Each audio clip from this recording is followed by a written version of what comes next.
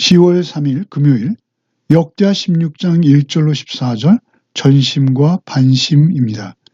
아사왕은 북이스라엘 왕 바사의 침공에 대해서 하나님을 의지하지 않고 인간적인 방법으로 꾀를 냅니다. 아람 왕 베나닷과의 동맹을 의지해서 뇌물로 세상적인 외교술로 방어해 내는 것이죠. 당장은 성공일 수 있으나 결국 그러한 방법은 아사의 불신앙만을 드러내는 것입니다. 오히려 자신의 연약함을 깨닫고 하나님께 도우심을 구했다면 그는 넉넉히 승리했을 뿐 아니라 하나님의 영광도 드러낼 수 있었을 것입니다. 결국 그는 병이 들었을 때도 세상의 의원만을 의지하다 하나님께 돌이키지 못한 채 마지막을 맞이하고 마는 것이죠. 먼저 1절로 6절을 읽겠습니다. 아사왕 제36년에 이스라엘 왕 바하사가 유다를 치러 올라와서 라마를 건축하여 사람을 유다 왕 아사에게 왕래하지 못하게 하려 한지라. 아사가 여호와의 전 곡간과 왕궁 곡간의 은금을 내어다가 다메섹에 사는 아람 왕 베나닷에게 보내며 이르되 내 아버지와 당신의 아버지 사이에서와 같이 나와 당신 사이에 약조하자. 내가 당신에게 은금을 보내노니 와서 이스라엘 왕 바하사와 세운 조약을 깨뜨려 그가 나를 떠나게 하라 하매 베나닷이 아사 왕의 말을 듣고 그의 군대 지휘관들을 보내어 이스라엘 성읍들을 치되 이온과 단과 아벨마임과 납달리의 모든 국고성들을 쳤더니 바하사가 듣고 라마 건축하는 일을 포기하고 그 공사를 그친지라. 아사 왕이 온 유다 무리를 거느리고 바하사가 라마를 건축하던 돌과 제목을 운반하여다가 게바와 미스마를 건축하였더라. 북이스라엘의 왕 바하사가 예루살렘과 불과 7-8km밖에 떨어지지 않는 라마까지 쳐들어와서 성을 쌓고 있었습니다. 라마를 요새화해서 자신의 백성들이 유다로 가는 길을 차단하겠다는 것이죠. 르호보암 왕 때에도 북이스라엘의 레위인들이 또는 일반 백성들까지 남유다로 이주하는 일이 아주 많았던 것이죠. 그런데 아사 왕과 유다에게 하나님께서 함께 하심을 보게 된 그 북이스라엘 백성들이 계속 유다로 이주하는 일들이 일어나고 있었던 것입니다. 바사에게는 여로보암의 백성들이 다윗 왕조로 모두 돌아갈까 봐 두려웠던 것이죠.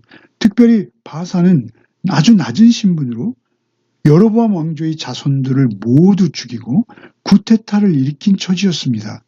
명분이 없었죠. 또한 아사 왕도 바사가 라마까지 쳐들어온 것은 두려운 일이었습니다. 남유다의 심장과도 같은 예루살렘의 턱 밑까지 그들이 밀고 들어와 축성을 하는 것이죠. 라마는 불과 예루살렘과 7-8km밖에 안 떨어졌다 말씀드렸죠. 아사 왕은 이전에 구스의 세라가 전쟁을 일으켰을 때와 같이 하나님 앞에 나아가 부르짖어서 그 전쟁을 승리로 이끌 수 있었습니다. 그러나 이번에는 또 다른 방법으로 인간적인 꾀를 내어서 세상적인 방법으로 다메섹의 아람 왕 베나닷에게 조공을 보내게 되는 것이죠. 성전과 왕궁 곳간에 은금을 보내서 북이스라엘을 공격하게 하는 것이죠. 그러자 바하사는 저들의 공격을 막기 위해서 군사를 북쪽으로 돌리게 되는 것입니다. 이 일로 아사는 오히려 라마성을 쌓던 그 바사가 준비한 돌과 나무들을 이용해서 이제는 라마를 치고 올라가 더 북진해서 이제는 예루살렘 북쪽 12km 되는 지점에 있는 게바와 미스마를 건축합니다. 아사는 하나님의 도움을 받지 않고 자신의 외교술로 위기를 넘겼을 뿐 아니라 더 유리하고 안전한 상황을 이루었다라고 자만할 수 있습니다. 그러나 이것은 하나님 없이 쌓은 성공이요 신앙의 토대를 무너뜨리는 것일 뿐 아니라 심지어 사단이 심어주는 교만이 시작될 수 있는 것입니다. 더욱이 은금으로 아람을 더욱 강성하게 해주는 결과를 부른 것입니다. 스스로 그 수하에 복종하는 것입니다. 하나님께 도움을 구해서 승리를 거두고 하나님께 영광을 돌려드려야 할 전쟁을 자신의 꾀로 모면함으로 오히려 교만이 싹트기 시작하는 것이죠. 그리스도인에게 성공의 본질이 무엇입니까? 무엇을 얻느냐가 아닙니다. 우리의 성공은 누구를 의지했는가가 더욱 중요한 것입니다. 악인의 형통은 결국 자신 스스로의 꾀를 낸 것이요 잠시뿐입니다. 오히려 미래의 악을 키워놓는 결과만 낳는 것이죠. 언제나 우리는 하나님의 방법 안에 있어야 합니다. 하나님의 방법대로 성공하는 것, 그것이 우리에게 상급이요 가치를 가질 수 있는 것입니다. 오늘도 오직 정도를 따라서 믿음의 길을 걷는 우리 모두가 되기를 바랍니다. 이제 7절로 10절을 읽겠습니다. 그때 선견자 하나니가 유다 왕 아사에게 나와서 그에게 이르되 왕이 아람 왕을 의지하고 왕의 하나님 여호와를 의지하지 아니하였으므로 아람 왕의 군대가 왕의 손에서 벗어났나이다.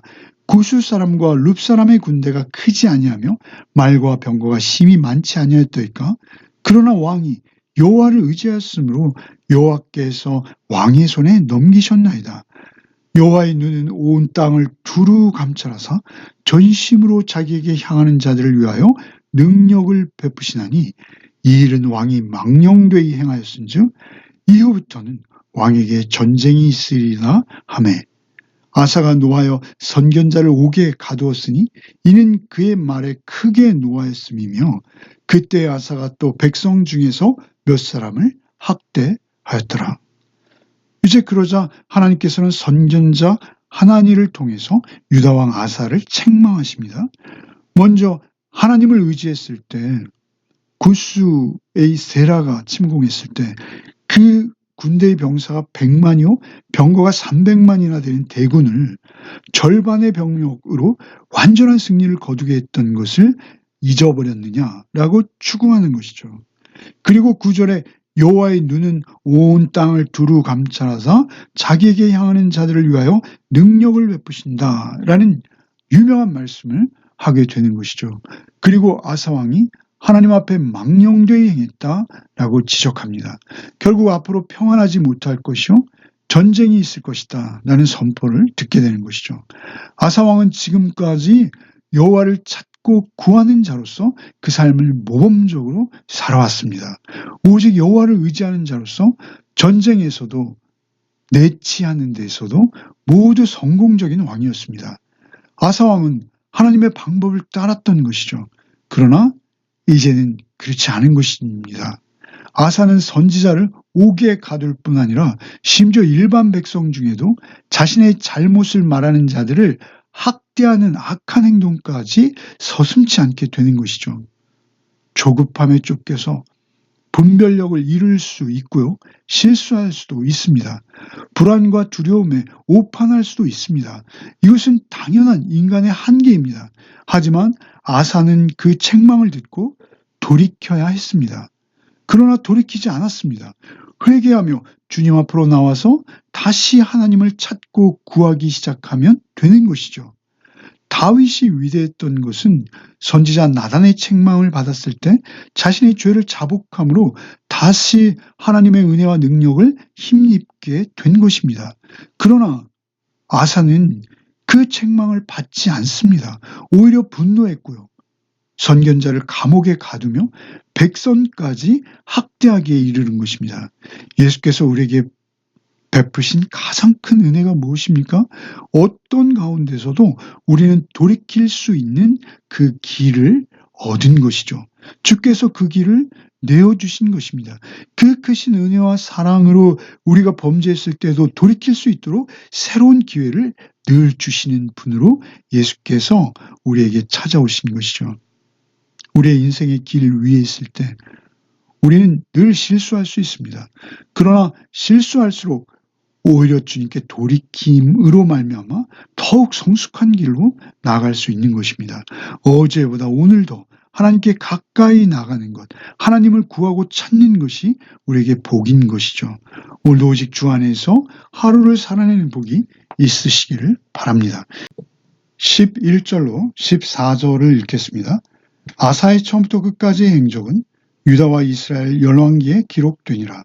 아사가 왕이 된 지 39년에 그의 발이 병들어 매우 위독했으나 병이 있을 때 그가 여호와께 구하지 아니하고 의원들에게 구하였더라.